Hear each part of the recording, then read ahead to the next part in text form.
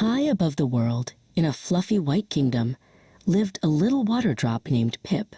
He was round, shiny, and full of energy.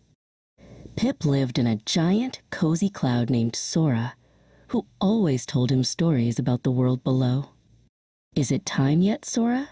Pip asked, bouncing on a soft cloud pillow. Sora smiled warmly. "The wind is calling, Pip. It is time for your grand adventure to begin." With a brave whoosh, Pip leaped from the edge of the cloud. He wasn't alone. Millions of his brothers and sisters were falling too, creating a beautiful silver curtain in the sky. Pip felt the wind whistling past his ears as he tumbled through the air. He looked down and saw a world of bright greens and deep browns waiting to greet him. "Whee!" he cried, spinning in circles. Pip landed with a soft plip on the petal of a bright red flower named Hana.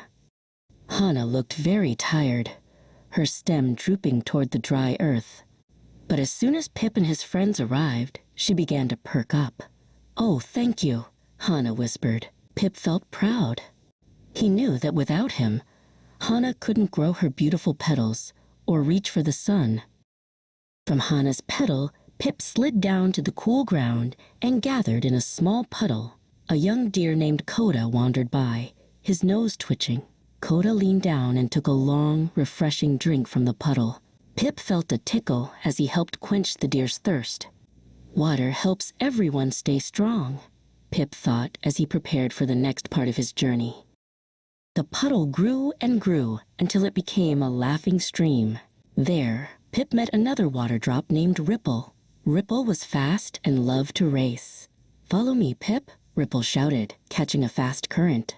Together, they zipped over smooth stones and under wooden bridges, dancing through the sunlight that filtered through the trees. The stream suddenly ended at a great cliff. Pip and Ripple held onto each other as they went over the edge. "Look out below." They cheered. They tumbled down a giant, roaring waterfall, turning into misty spray before landing in a deep, sapphire-blue river. The roar of the water was like music, and the air was filled with rainbows. The river carried Pip for miles and miles, past busy towns and quiet meadows. Finally, the water became salty, and the horizon stretched out forever. Pip had reached the great ocean. The world was so big here, and Pip felt very small, but he was excited to see what lived beneath the waves. Beneath the surface, Pip met a colorful fish named Finn. Finn had scales that shimmered like jewels.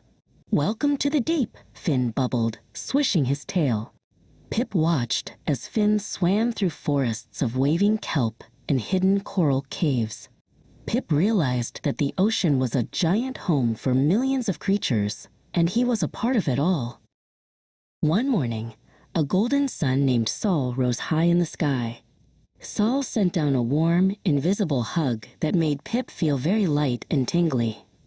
"It's time to come back up, Pip," Sol seemed to say. Slowly, Pip began to turn into invisible vapor. He started to float away from the salty waves, rising higher and higher into the warm air. Pip floated all the way back to the fluffy white kingdom. A familiar voice called out, "Welcome home, Pip!" It was Sora the Cloud. Pip settled back into his cloud bed, tired but very happy. He had traveled the world, helped flowers grow, quenched a deer's thirst, and played in the deep sea. He closed his eyes, ready to rest until his next big splash.